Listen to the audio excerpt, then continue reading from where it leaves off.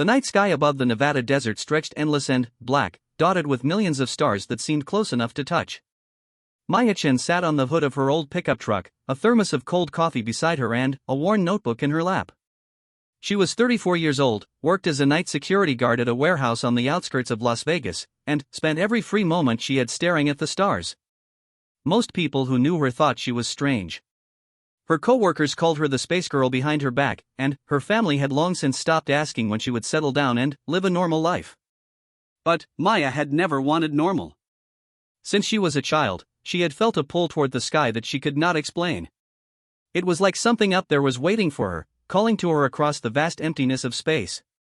Tonight was her night off, and she had driven 3 hours into the desert to escape the light pollution of the city. Out here, the Milky Way painted a bright band across the heavens, and she could see satellites crossing overhead every few minutes. She had been tracking one particular point of light for the past hour. It was moving too slowly to be a satellite and too fast to be a star. At first she thought it might be a planet, but it was growing brighter with each passing minute. Maya put down her notebook and squinted at the light. It was definitely getting closer. Her heart began to beat faster as the light grew from a pinprick to the size of a dime, then a quarter, then a golf ball. Within minutes it was brighter than the moon, and she could see that it was not a single light but thousands of lights moving together in perfect formation. They formed a shape that looked like a massive spiral, spinning slowly as it descended toward the earth. She should have been afraid. Any rational person would have been terrified at the sight of what was clearly an enormous fleet of spacecraft descending from the heavens. But Maya felt no fear. Instead, she felt something she had never experienced before. It was a sense of recognition, as if she was seeing something she had known about all her life but had somehow forgotten. The lights were beautiful, and they were coming for her. The spiral formation stopped about a mile above her position, and, for a long moment, nothing happened. Maya stood up on the hood of her truck, her eyes locked on the lights above. Then, a single beam of golden light shot down from the center of the formation and struck the ground about 50 feet from where she stood. The light did not burn or destroy. Instead, it seemed to gather itself into a shape, condensing and solidifying until a figure stood before her. The being was tall, at least 8 feet, and its body was made of what looked like liquid silver. It had a humanoid shape but no distinct features. No eyes, no mouth, no nose. Just a smooth, reflective surface that caught the starlight and threw it back in shimmering patterns. When it moved, it was like watching water flow uphill. Maya climbed down from her truck and walked toward the figure. Her legs were shaking, but she kept moving. Something inside her told her that this moment was important, that everything in her life had been leading to this exact point in time. The silver being stopped when she was about 10 feet away. For a moment they just looked at each other, the human woman and the alien entity. Then, a voice filled Maya's mind. It was not a sound that came through her ears but a thought that appeared directly in her consciousness. The voice was neither male nor female, neither young nor old. It simply was. "We have been waiting for you," the voice said. For a very long time. Maya found that she could respond the same way, by thinking her words rather than speaking them. "Who are you?" she asked. "What are you?" "We are the Eternal Fleet," the voice replied. "We are the last guardians of the ancient civilization that once ruled this galaxy. For 10 million years we have drifted through the void, waiting for the one who would lead us." "Waiting for you?" Maya shook her head. "There must be some mistake. I'm nobody. I'm just a security guard from Las Vegas. I don't know anything about leading fleets or ancient civilizations." The silver being took a step closer, and Maya felt warmth radiating from its surface. "There is no mistake," it said. "We have searched for you across 10,000 worlds and a million years. Your genetic signature is unique in all the galaxy. You carry within you the potential that our creators placed in your species when they seeded your world with life long ago. You are the chosen, Maya-chan. And the galaxy needs you now more than ever." Maya looked up at the massive fleet hovering above her. She could see now that there were hundreds of ships, maybe thousands. They ranged in size from vessels that looked like they might hold a few dozen people to enormous structures that could have held entire cities. All of them were silver like the being before her, and all of them were ancient. She could feel their age pressing down on her, millions of years of existence condensed into metal and light. "What do you need me to do?" she asked. The being raised one arm and pointed toward the stars. A great darkness is coming, it said. An enemy that we fought long ago has returned. They call themselves the Void Swarm, and they consume everything in their path. Planets, stars, entire civilizations. They have already destroyed 1,000 worlds on the far side of the galaxy, and they are moving toward this arm of the Milky Way. Within 10 of your years, they will reach Earth. And, when they do, they will devour your world and everything on it. Maya felt a chill run down her spine. Why are you telling me this? She asked. If this enemy is so powerful, what can one person do against them? You are not just one person, the voice replied. You are the key to unlocking the full power of the Eternal Fleet. Our creators built us to be the ultimate weapon against the Void Swarm, but they also built in a safeguard. The fleet can only be fully activated by a being who carries the genetic code of the original creators. When they seeded your world with life, they ensured that one day someone with that code would emerge. You are that person, Maya. You are the only one in the entire galaxy who can command us. Maya sat down heavily on the desert sand. This was too much to process. Just an hour ago she had been a lonely woman staring at the stars and wondering if there was life out there. Now she was being told that she was the chosen one, destined to lead an ancient alien fleet against an enemy that wanted to destroy everything. It sounded like something out of a movie, the kind of story that she would have dismissed as ridiculous if anyone else had told it to her. But the silver being was standing right in front of her, and the fleet was hanging in the sky above, and something deep inside her knew that every word was true. Can you show me? She asked. Show me this enemy. Show me what we're fighting against. The being nodded, and suddenly, Maya's mind was filled with images. She saw a wall of darkness moving through space, blocking out stars as it passed. She saw planets being stripped of their atmosphere, their surfaces turned to barren rock as the Void Swarm fed on every trace of life. She saw civilizations that had taken millions of years to develop being wiped out in a matter of hours. And she saw something else, something at the heart of the darkness. A mind so vast and so ancient that it made the Eternal Fleet look young by comparison. A hunger that had been feeding for billions of years and would never be satisfied. The vision ended, and Maya found herself gasping for breath. The being waited patiently for her to recover. That thing, she said. What is it?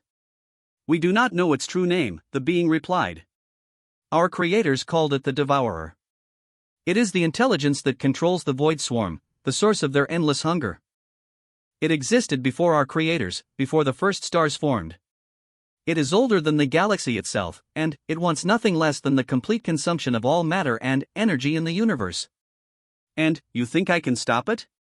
Maya asked. The idea seemed absurd. She was one woman against an enemy that had been destroying civilizations for billions of years. We think you are the only one who can, the being said. Our creators studied the Devourer for millions of years before they disappeared. They believed that the key to defeating it lay not in technology or weapons but in something else. Something that humans possess in greater abundance than any other species we have encountered. What is that? Maya asked. The being paused, as if searching for the right word. Will, it finally said. Determination. The refusal to surrender even when all hope seems lost. Our creators observed many species across the galaxy, and none of them possessed the same capacity for perseverance that humans do. Your kind will fight against impossible odds, will sacrifice everything for what you believe in, will continue struggling even when logic says you should give up. This quality is rare in the universe. Most species are more rational, more willing to calculate the costs and benefits of any action. But humans will charge into battles they cannot win simply because they believe it is the right thing to do. Maya thought about that for a moment. She thought about the story she had read about human history, about the countless times people had stood up against overwhelming power and refused to back down. She thought about the courage of those who had fought for freedom and justice even when the odds were stacked against them. And she thought about herself, about all the times she had felt like giving up but had kept going anyway. Maybe the being was right. Maybe humans did have something special. But that still did not explain why she had been chosen. There must be millions of people with more courage than me, she said. Soldiers, firefighters, people who risk their lives every day. Why me specifically? The genetic code is only part of the answer, the being replied. The other part is something we cannot fully explain. Our creators built into the fleet a selection process that we do not entirely understand. All we know is that when we arrived in this system, our sensors locked onto you immediately. You are the one we have been searching for across the ages. Your specific combination of genetics, psychology, and life experience makes you uniquely suited to interface with the fleet and to face the Devourer. We do not know why. We only know that it is true. Maya stood up and dusted the sand off her clothes. She looked at the silver being, and then up at the fleet above.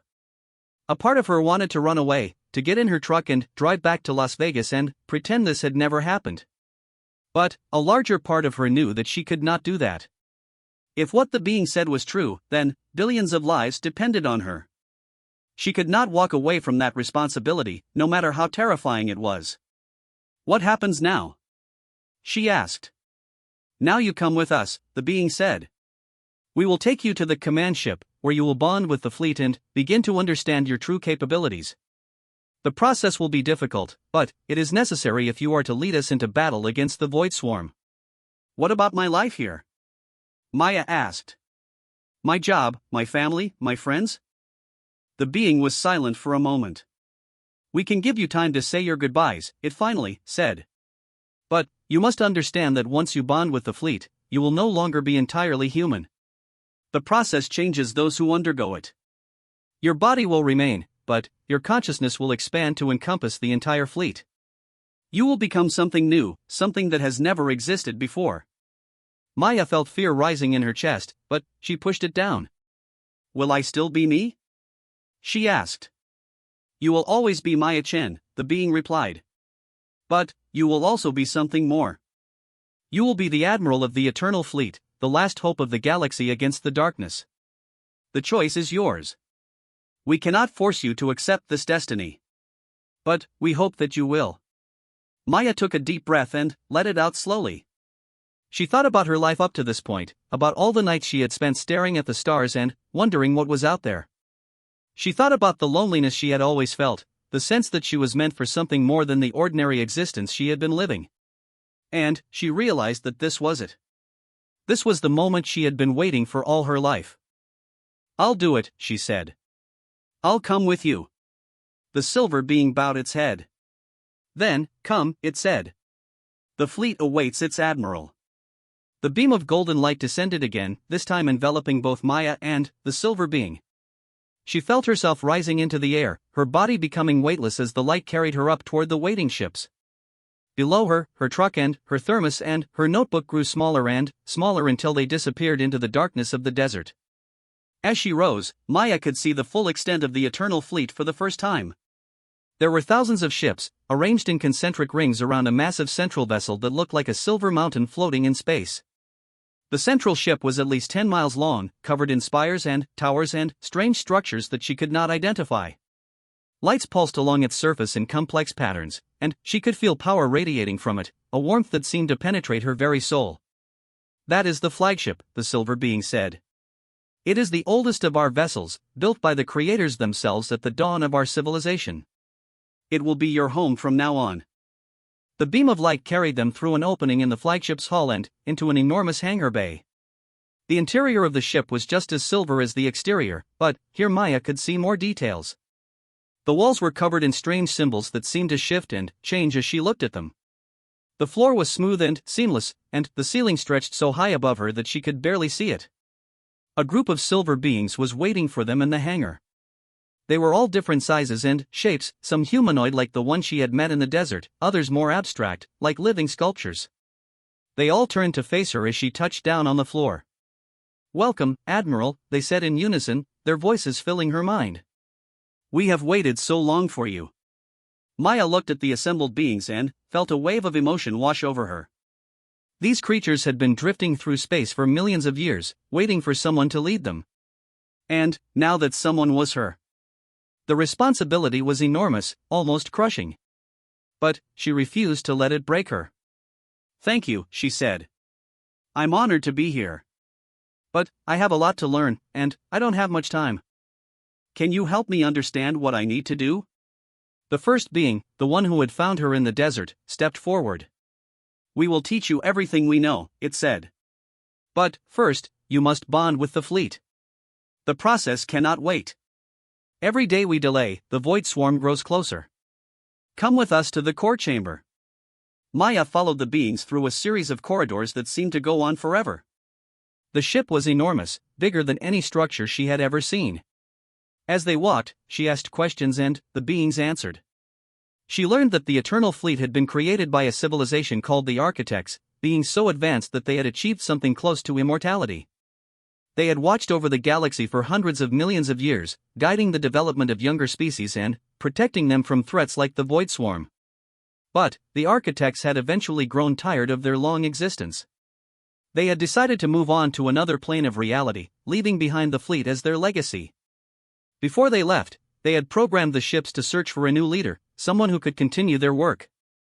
They had seeded dozens of worlds with their genetic code, hoping that one day a being would emerge who could take their place. That being was Maya. The core chamber was at the very center of the flagship, a spherical room about 100 feet across. In the center of the room floated a globe of pure light, pulsing with energy that made Maya's skin tingle. The walls of the chamber were covered in the same shifting symbols she had seen in the hangar, but here they moved faster, cycling through patterns too quickly for her to follow. "This is the heart of the fleet," the first being said. "It contains the consciousness of every ship, every weapon, every system in our armada. When you bond with it, you will become one with all of us. You will be able to see through any sensor, control any weapon, and communicate with any being in the fleet instantly, regardless of distance." Maya walked toward the globe of light.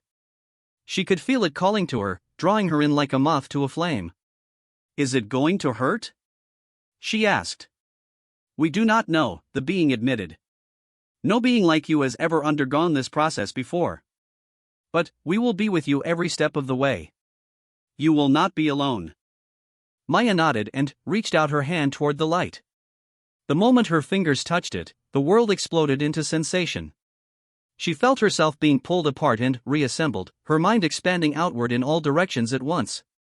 She could see the desert where she had been standing just an hour ago. She could see the earth, blue and green and beautiful, spinning slowly below her. She could see the moon and Mars and the outer planets. And, beyond them, she could see the stars, billions upon billions of them, stretching out to infinity. She could feel the fleet, too. Every ship was like a limb, an extension of her own body. She could sense the power contained in their weapons, the speed of their engines, the ancient knowledge stored in their databases. And she could feel the beings who had been waiting for her all these years, their joy at finally having someone to serve, their hope that she would be the one to defeat the devourer. The sensations were overwhelming, and Maya felt herself starting to lose her grip on reality. But then, she remembered who she was.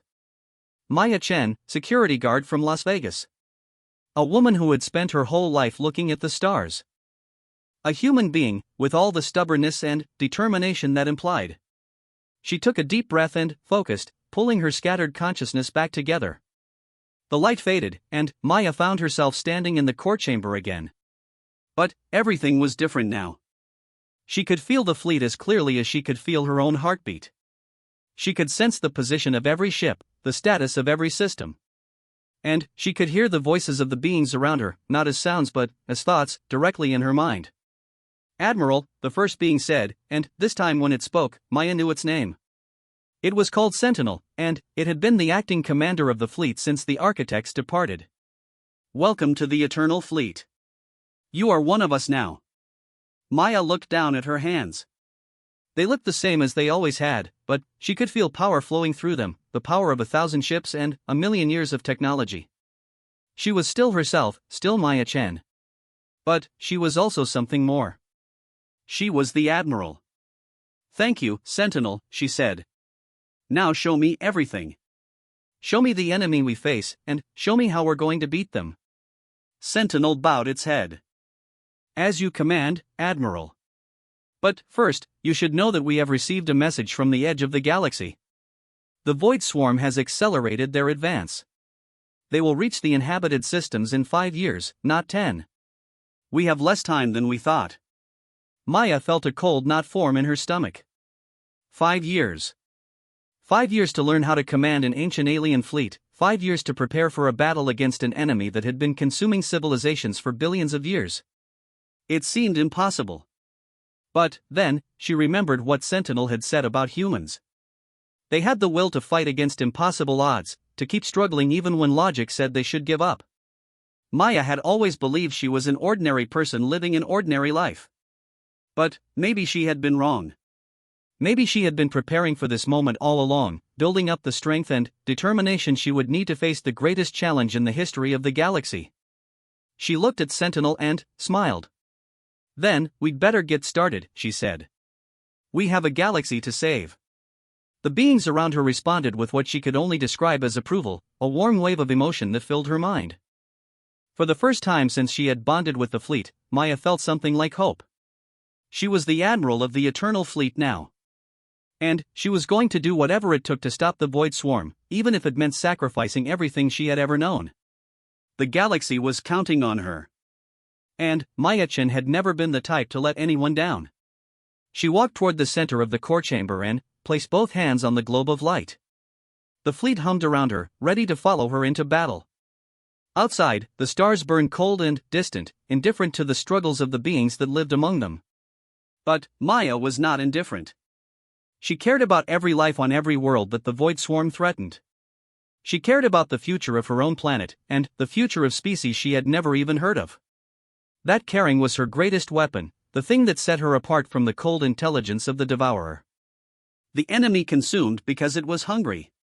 Maya would fight because she loved. And, in the end, love would prove stronger than hunger. She was sure of it.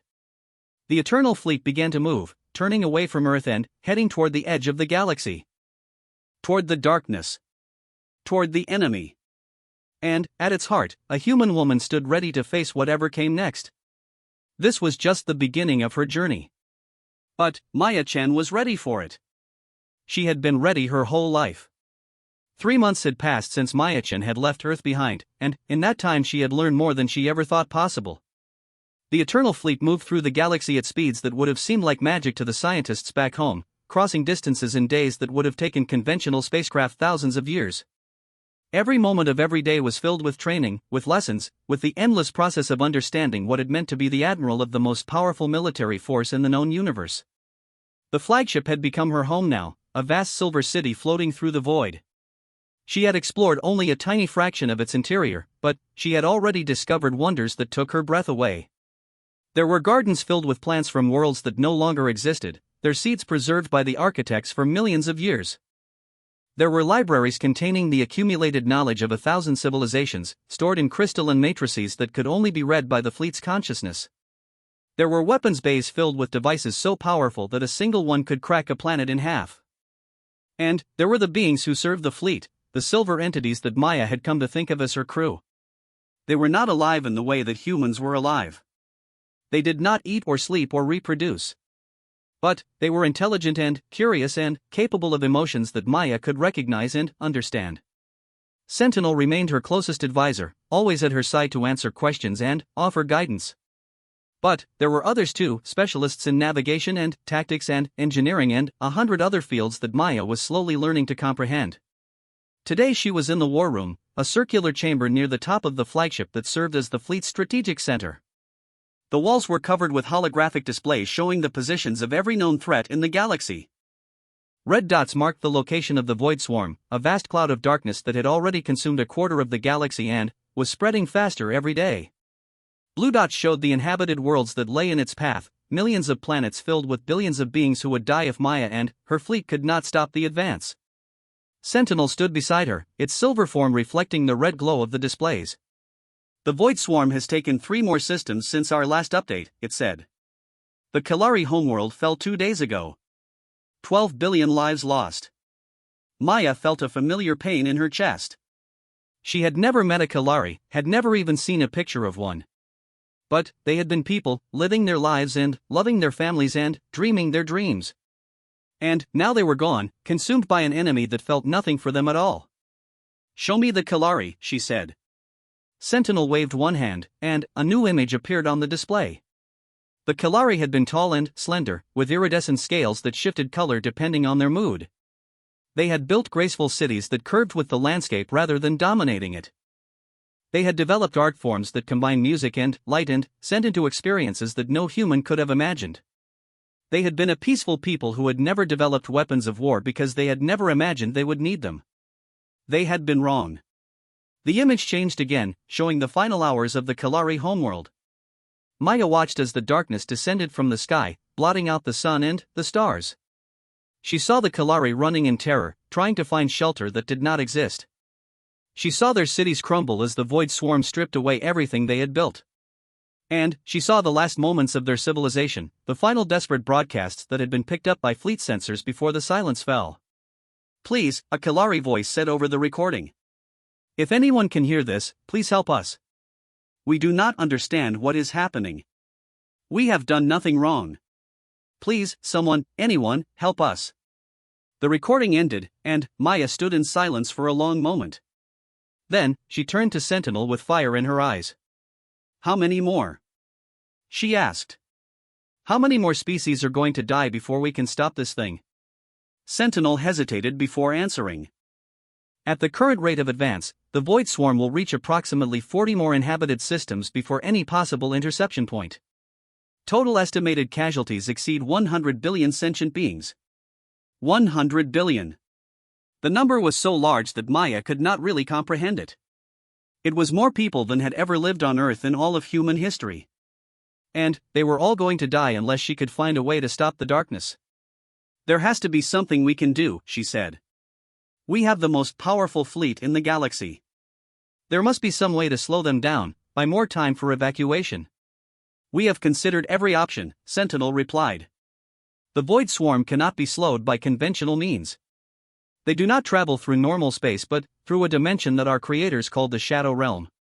They can appear anywhere, at any time, without warning. The only defense is to destroy them completely, and, for that we need the full power of the fleet, which requires you to complete your training." Maya slammed her fist against the display console in frustration. "Then, we need to speed up my training," she said. "I don't care how hard it is.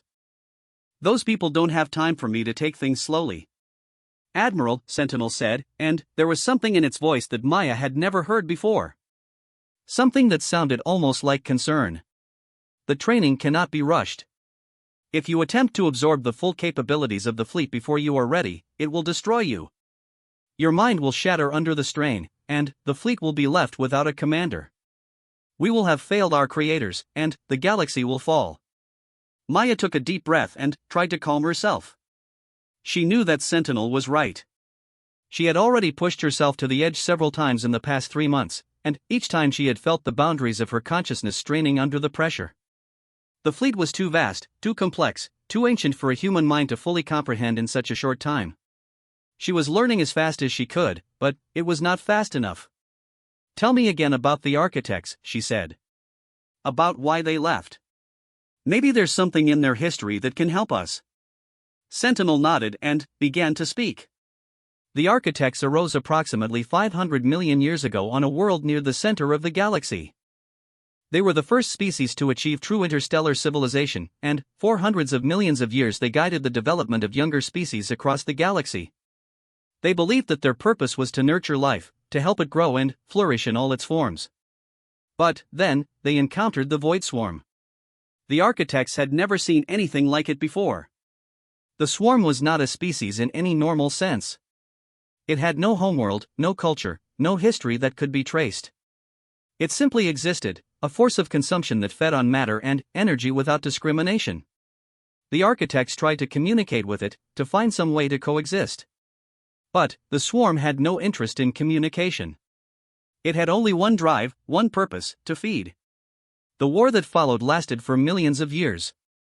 The architects developed weapons and defenses that pushed the boundaries of what was physically possible.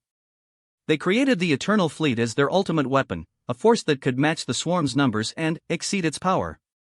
And, for a time, they succeeded. They pushed the swarm back to the edges of the galaxy, containing it in a region of dead space where there was nothing left for it to consume. But the victory came at a terrible cost. The architects had become warriors, a thing they had never wanted to be. they had devoted their entire civilization to the war effort, abandoning the nurturing role that had given their existence meaning. By the time the swarm was contained, they no longer recognized themselves. They had become something new, something that they did not like. So they decided to leave. The architects believed that their time in this universe was over. They had accomplished what they needed to accomplish, and now it was time for younger species to take their place. They transferred control of the fleet to an automated system and programmed it to search for a new commander, someone who could continue their work. Then, they departed for another dimension, a realm of pure thought where they could find peace at last. But, before they left, they made one final prediction. They said that the Void Swarm would eventually break free of its containment and resume its advance. When that happened, the new commander would have to be ready. The fleet would need to be at full strength, and its leader would need to possess something that the architects themselves had lacked. Maya listened intently. What was it? She asked. What did they say the new commander needed? Sentinel paused before answering. They said that the commander would need to understand sacrifice. Not just the willingness to sacrifice oneself, but the wisdom to know when sacrifice was necessary and when it was not. The architects had sacrificed too much in their war against the swarm. They had given up their identity, their purpose, their very souls. The new commander would need to find a way to win without making the same mistakes. Maya thought about that for a long moment. The architects had been incredibly advanced, far beyond anything she could imagine. And, yet they had failed, in a sense. They had won the war but lost themselves in the process. She would have to be smarter than that, more careful about what she was willing to give up. But, right now, with billions of lives at stake, she could not afford to be too careful. Every day she delayed was another day that people died. She had to find a way to speed up her training without destroying herself in the process. An idea began to form in her mind. Sentinel, she said, you told me that the fleet contains the knowledge of 1,000 civilizations. Are there any records of species that were able to resist the Void Swarm, even temporarily? Sentinel's form flickered as it accessed the fleet's databases. There are 17 documented cases of species that successfully defended themselves against limited swarm attacks, it reported. However, all of these were small-scale encounters. No species other than the architects has ever faced the full force of the swarm. Show me what they did, Maya said. How they fought, what weapons they used, what strategies they employed. Maybe there's something in their experiences that we can adapt. The displays around her came to life with images and data from 17 different worlds. Maya studied each case carefully, looking for patterns and insights. Some species had used conventional weapons, throwing everything they had at the swarm and hoping that raw firepower would be enough. It never was. The swarm was too numerous, too adaptable, too relentless. Conventional weapons could slow it down but never stop it. Other species had tried more creative approaches. One race had developed a way to poison the energy that the swarm consumed, making it toxic to the creatures. It had worked for a while, but eventually the swarm had adapted, developing immunity to the poison and returning stronger than before. Another species had attempted to communicate with the swarm, using powerful broadcasting equipment to send messages into the darkness. They had received no response other than the screaming of the swarm's victims as it consumed their world. But one case caught Maya's attention. A species called the Vranar had faced a swarm attack about 3 million years ago and had managed to survive without any outside help. They had not defeated the swarm, but they had driven it away, convincing it to seek easier prey elsewhere. Tell me more about the Vranar, Maya said. Sentinel pulled up more detailed records. The Vranar were a species that evolved in a particularly harsh environment, a world of constant volcanic activity and extreme temperatures. They developed a remarkable ability to adapt to any conditions, changing their physical form to suit whatever challenges they faced. When the Void Swarm attacked their world, they used this ability in an unexpected way. Rather than fighting the swarm directly, the Vranar learned to become unpalatable to it. They altered their own biology, changing the composition of their bodies until they no longer provided the energy that the swarm craved. It was an incredibly painful process that killed many of them, but those who survived became invisible to the swarm's hunger. Unable to feed on them, the swarm eventually moved on to other targets. Maya frowned. We can't ask entire species to change their biology, she said. That's not a realistic solution. No, Sentinel agreed. But There may be something in the Vranar approach that we can adapt. They did not try to destroy the swarm or outrun it. They made themselves irrelevant to its purpose. Perhaps there is a way to do the same thing on a larger scale. Maya thought about that. The void swarm consumed matter and energy. It was driven by an endless hunger that could never be satisfied. What if there was a way to make entire regions of space unappetizing to it? What if they could create zones where the swarm would not want to go, not because they were defended but because there was nothing there worth consuming? It was an interesting idea, but it would require time and resources that they did not have. And it would not solve the fundamental problem. Even if they could protect some regions of space, the swarm would continue to grow elsewhere, eventually becoming so large that nothing could stop it.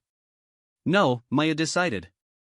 They needed to find a way to destroy the swarm completely, or at least to neutralize the intelligence that controlled it. The Devourer. That was the key. If they could somehow kill or incapacitate the Devourer, the swarm might fall apart without its guidance. Sentinel, she said, what do we know about the Devourer itself? Where does it come from? What is it made of? Is there any way to hurt it? Sentinel's form dimmed slightly, a sign that it was accessing the deepest levels of the fleet's archives. Our knowledge of the Devourer is limited, it admitted. The architects studied it for millions of years but were never able to determine its true nature. It appears to exist partially in our universe and partially in the Shadow Realm, making it extremely difficult to target with conventional weapons. It is also protected by the swarm itself, surrounded by trillions of creatures that will sacrifice themselves to defend it. But there was one observation that the architects made that may be relevant. They noticed that the Devourer seemed to avoid certain types of energy. Specifically, it would not consume matter or energy that had been touched by what the architects called the light of creation. The light of creation? Maya asked. What is that? Sentinel hesitated. We do not fully understand it ourselves, it said. The architects believed that when the universe was first created, it was filled with a particular type of energy that they called the light of creation. This energy was the source of all life, all consciousness, all complexity. As the universe aged, this energy faded, replaced by the ordinary matter and radiation that we see today. But traces of the light still exist in certain places. Stars contain small amounts of it, which is why the swarm prefers to consume living planets rather than stellar matter. Living beings contain larger concentrations, which is why the swarm targets them specifically.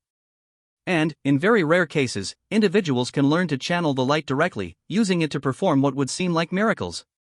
Maya felt a strange sensation in her chest, as if something inside her was responding to Sentinel's words. And humans? She asked. Do humans have this light? Sentinel turned to face her directly. Humans have more of the light than almost any other species we have encountered, it said. That is part of why you were chosen to lead the fleet.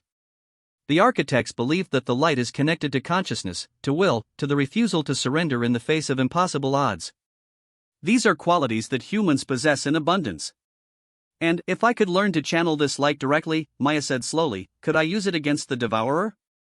In theory, yes, Sentinel replied. But the process of channeling the light is extremely dangerous. The architects themselves struggled to master it, and they were far more advanced than any human. If you attempt to use the light without proper preparation, it could destroy you. Maya smiled grimly.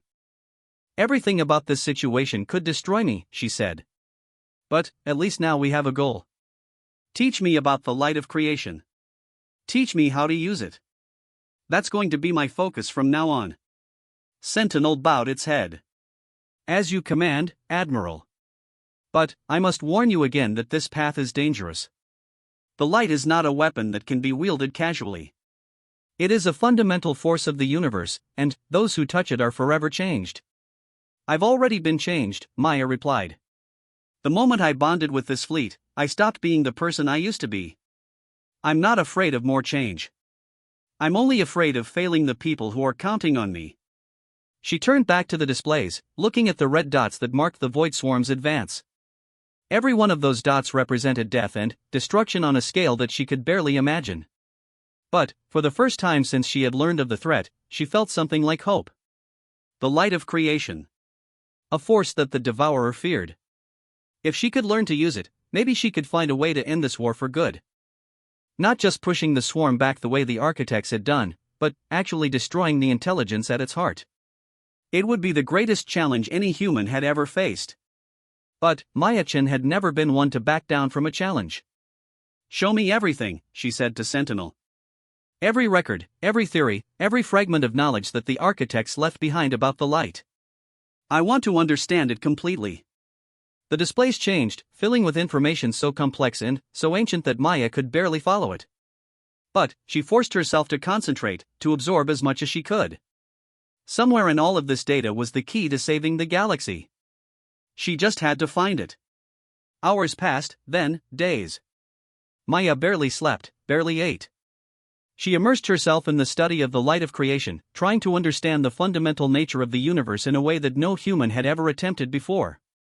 It was like trying to drink an ocean, but she refused to give up.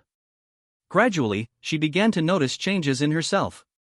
She could feel things that she had never felt before, subtle currents of energy that flowed through everything around her. She could sense the life force of the beings on the flagship, the distant stars that burned in the void, even the dark presence of the void swarm far away on the edge of the galaxy. It was as if she was developing a new sense, one that allowed her to perceive the universe in a completely different way. And, with this new perception came power. Small at first, barely more than a tingling in her fingertips. But, growing stronger every day, responding to her will in ways that she was only beginning to understand. One night, alone in her quarters, Maya held out her hand and concentrated. A small ball of golden light appeared in her palm, glowing with a warmth that had nothing to do with temperature. It was beautiful, and it was terrifying, and it was hers. She was learning to channel the light of creation. The road ahead was still long and dangerous. The void swarm was still advancing, still consuming worlds and killing billions. The devourer was still out there, waiting in the darkness, ancient beyond imagining and hungry beyond measure. But Maya-chan was not the same woman who had stood in the Nevada desert 3 months ago. She was stronger now, more powerful, more determined. She had the eternal fleet at her command and the light of creation at her fingertips. And she was not going to stop until the galaxy was safe. Whatever it took. Whatever the cost. She would find a way. Because that was what humans did. They found ways. 2 years had passed since Maya-chan first stepped aboard the flagship of the Eternal Fleet. In that time, she had traveled to the far corners of the galaxy, learning from the remnants of ancient civilizations and building alliances with species she had never imagined could exist. She had grown stronger in her command of the light of creation, able to produce displays of power that even Sentinel found remarkable. And she had watched, helplessly, as the void swarm continued its relentless advance. The death toll had climbed into the hundreds of billions. Entire species had been wiped from existence, their worlds stripped bare by the endless hunger of the darkness. Maya had saved some, evacuating populations ahead of the swarm's advance and relocating them to protected systems deeper in the galaxy. But, for every world she saved, 10 more fell. The swarm was simply too vast, too fast, too overwhelming. Today she stood on the observation deck of the flagship, looking out at a sight that filled her with both hope and despair. The fleet was gathered in full strength for the first time in millions of years, thousands of silver ships arranged in perfect formation against the backdrop of stars. They had come from every corner of the galaxy, summoned by Maya's call to make their final stand. And, across from them, visible as a wall of darkness that blotted out the stars, was the void swarm. It was even larger than she had imagined. The sensor readings from the fleet's scouts had not done it justice. The swarm stretched across light years of space, a solid mass of consuming darkness that made the entire fleet look like a handful of fireflies against the night sky. At its center, Maya could feel the presence of the devourer, the ancient intelligence that guided the swarm's hunger. It was aware of her, she knew. It could sense her presence just as she could sense its. And it was not afraid. Admiral. Sentinel appeared beside her, its silver form reflecting the distant glow of the fleet's engines. The commanders are assembled. They await your orders. Maya nodded and turned away from the viewport. She had spent months preparing for this moment, planning every detail of the coming battle. But, now that it was here, she felt strangely calm. Either her plan would work, or it would not. Either way, the fate of the galaxy would be decided in the next few hours. She walked to the war room, where holographic projections of the fleet's commanders floated in a circle around a central display.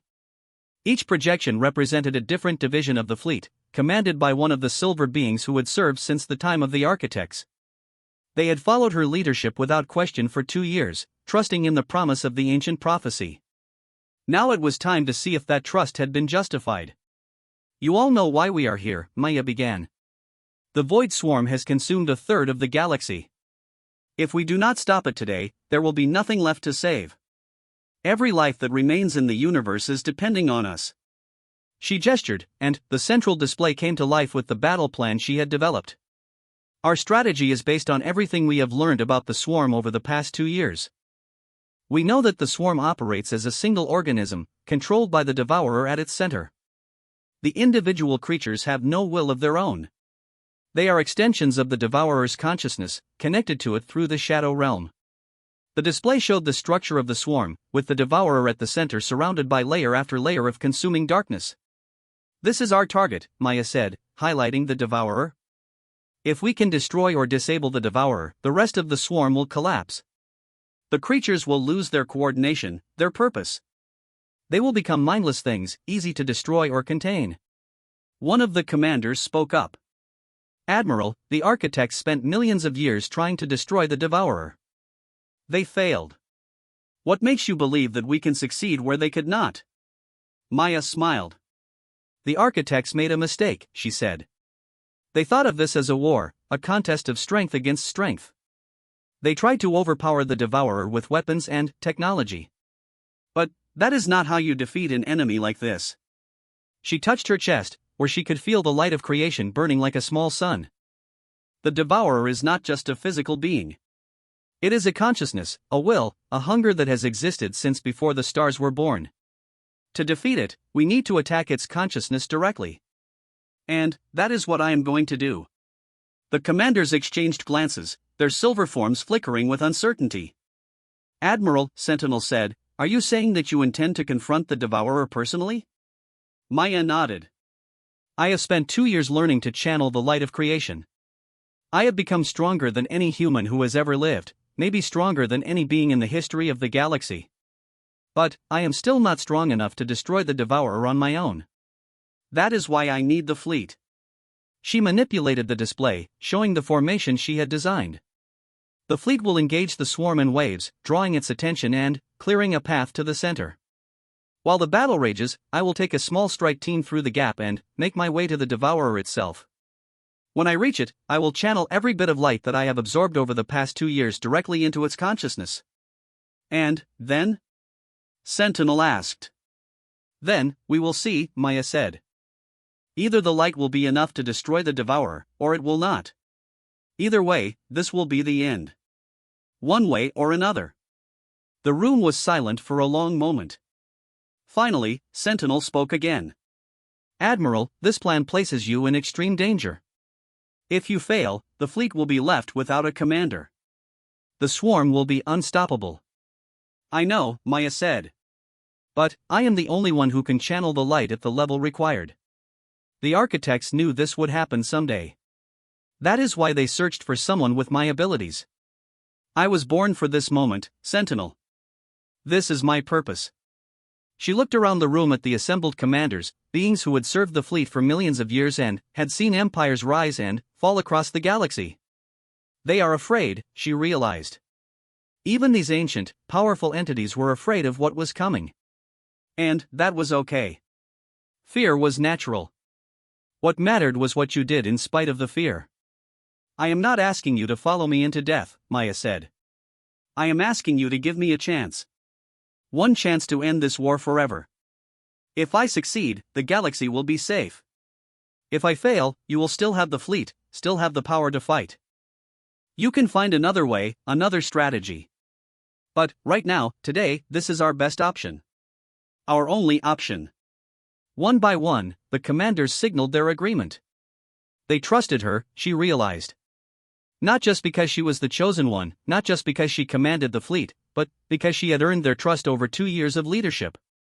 She had shown them that she was willing to sacrifice everything for this cause, and they were willing to do the same. "Then, let's begin," Maya said. The display shifted to show tactical assignments, fleet movements, weapon deployment schedules. All around her, the commanders began issuing orders to their divisions, preparing for the greatest battle in the history of the galaxy. Maya walked back to the observation deck and looked out at the swarm one more time. Somewhere in that darkness, the devourer was waiting. It had consumed trillions of lives across billions of years. It had destroyed civilizations that had taken millions of years to develop. It was older than the stars and more patient than death itself. But it had never faced a human before. It did not know what it was like to be stubborn beyond all reason. It did not understand the power of hope in the face of despair. It could not comprehend the strength that came from fighting for something greater than yourself. Maya Chen was about to teach it a lesson. The first wave of the fleet surged forward, weapons blazing. The swarm responded immediately, sending billions of creatures to meet the attack. Space filled with explosions and energy discharges as the two forces collided. Ships were destroyed, creatures were vaporized, and the void burned with the fury of battle. Maya watched from the observation deck, feeling the fleet struggle through her bond with its consciousness. Every destroyed ship was like a small wound in her own body. Every lost being was a voice going silent in her mind.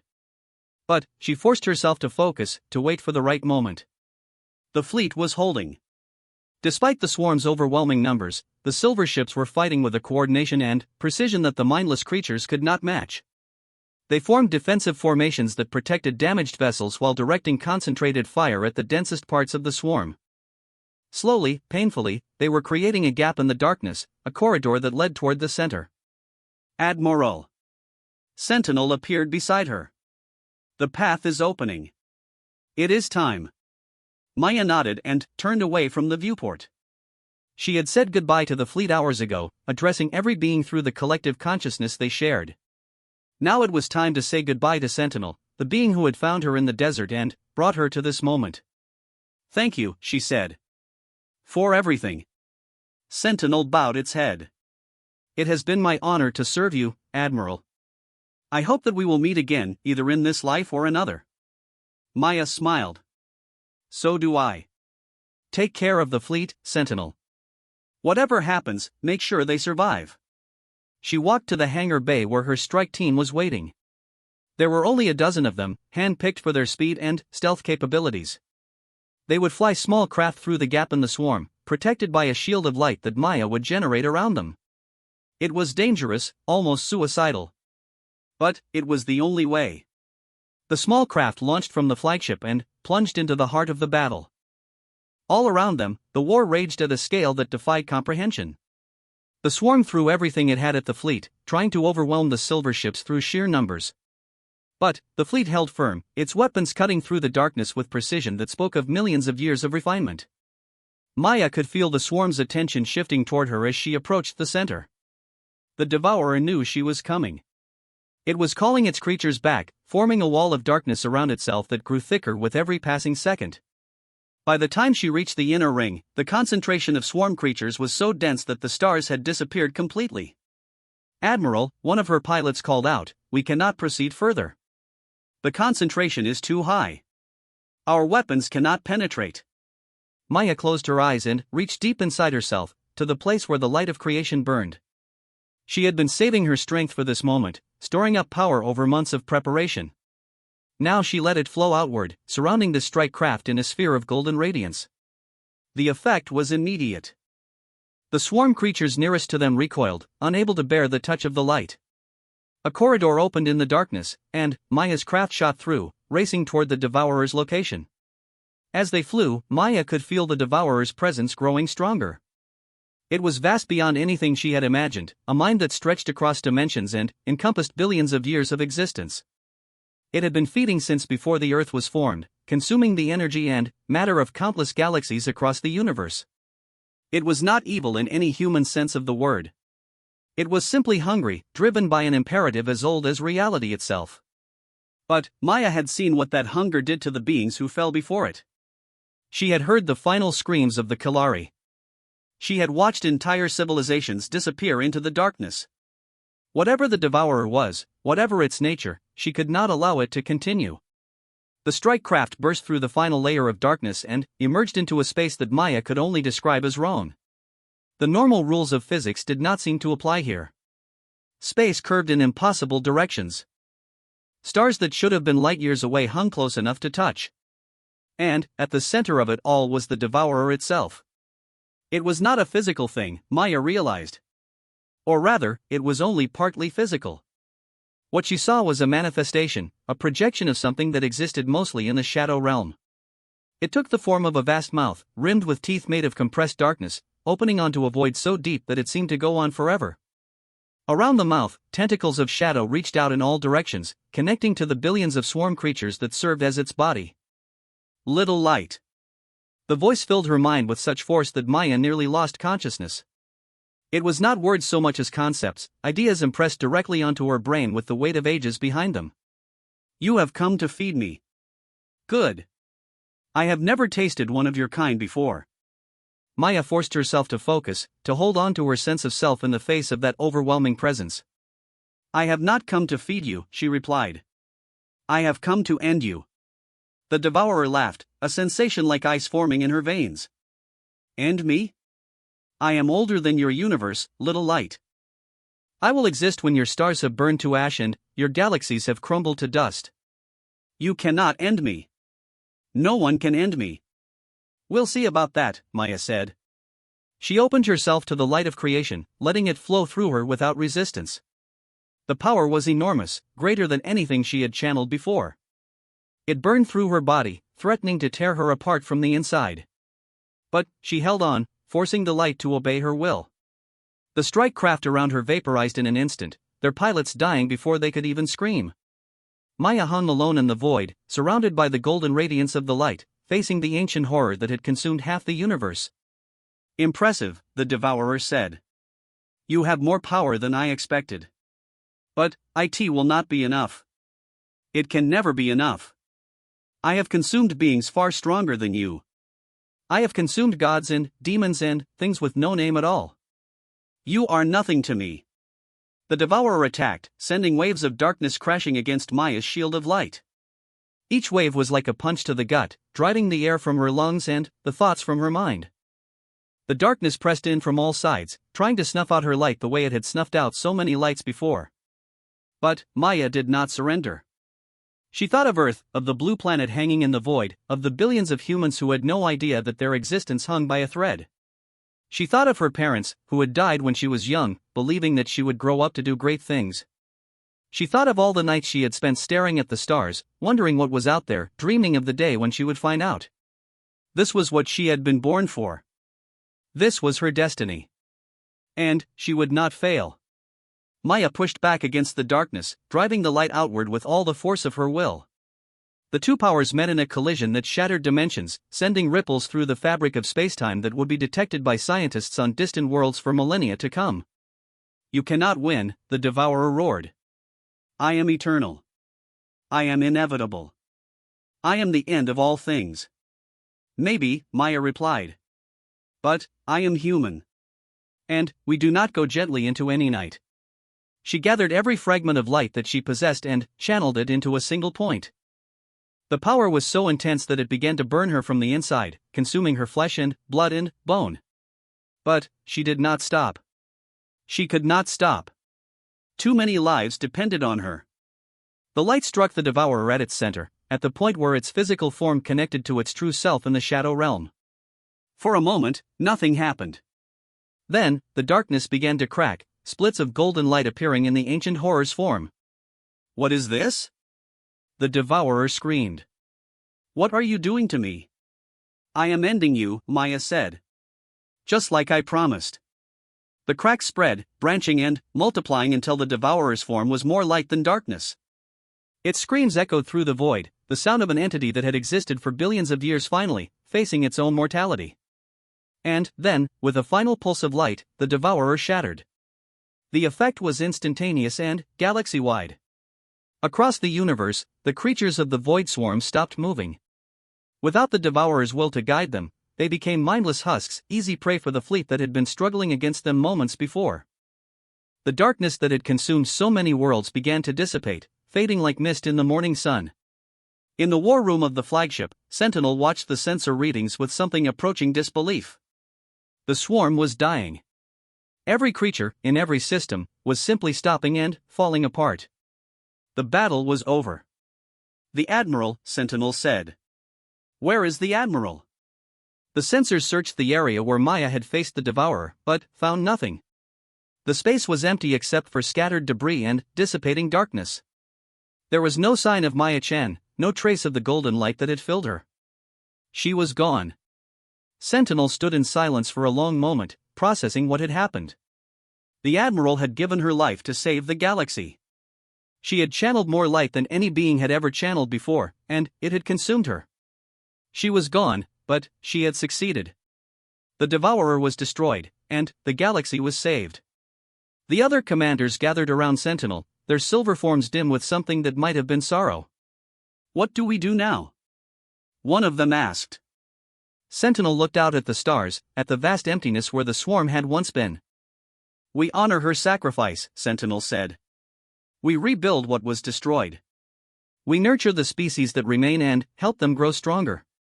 We do what the architects created us to do, what Maya wanted us to do."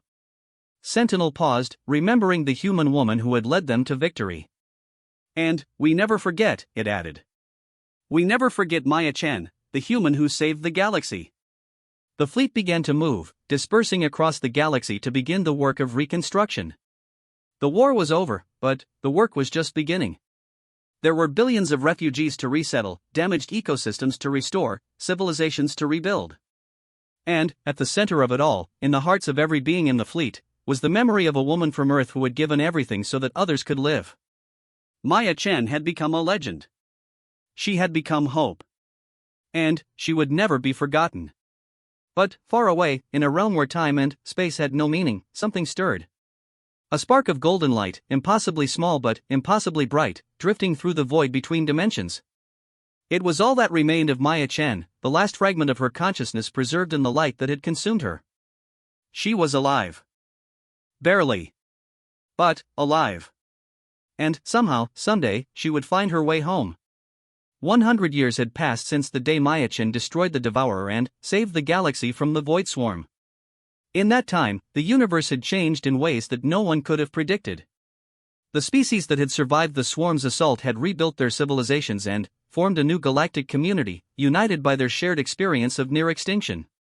The Eternal Fleet had become the guardians of this new order, protecting the weak and ensuring that no threat like the swarm could ever rise again.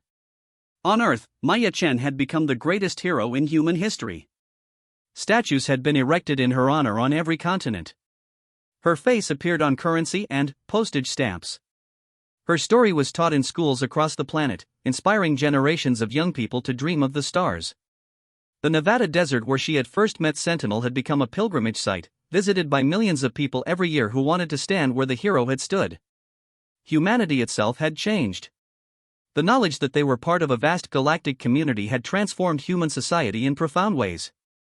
Wars had ended as nations realized how petty their conflicts seemed in the face of the cosmic scale. Resources had been redirected from weapons to exploration and science.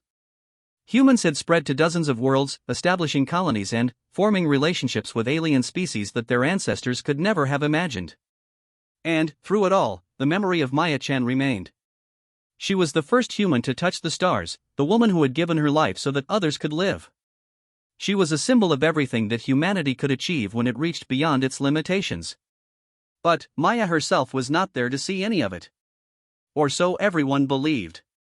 In the space between dimensions, in a realm that had no name in any language, a spark of golden light had been drifting for a century.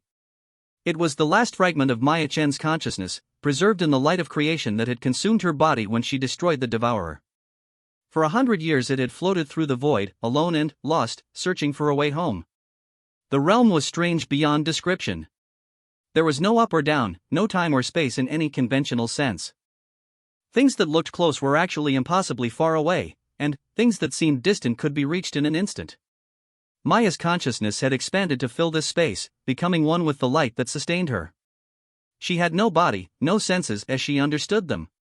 But she could perceive, in some fundamental way, the structure of reality itself. She could see the threads of causality that connected events across space and time. She could feel the flow of energy that sustained the universe. And she could sense, far away, the galaxy she had left behind. In the early years, she had tried desperately to find a way back. She had searched for openings, for portals, for any connection to the physical realm. But the barrier between dimensions was absolute. The light that had saved her consciousness had also trapped her here, in this place beyond the universe she had known. Eventually, she had accepted her fate. She had given her life to save the galaxy, and that sacrifice had been worth it. Even if she could never return, she had done what she was meant to do. The Devourer was destroyed, the Swarm was defeated, and the people she had fought for were safe. But she never stopped thinking about home. She thought about Earth, about the blue sky and the green hills and the sound of rain on rooftops. She thought about the fleet, about Sentinel and the other beings who had become her family. She thought about the future that she would never see, the children who would never be born because she was not there to have them. And she thought about the light. The light of creation that filled this realm was the same light that she had channeled to destroy the Devourer. It was the fundamental energy of the universe, the force that had created stars and galaxies and life itself. In her 100 years of drifting, Maya had come to understand it in ways that the architects themselves had never achieved. The light was not just energy. It was consciousness.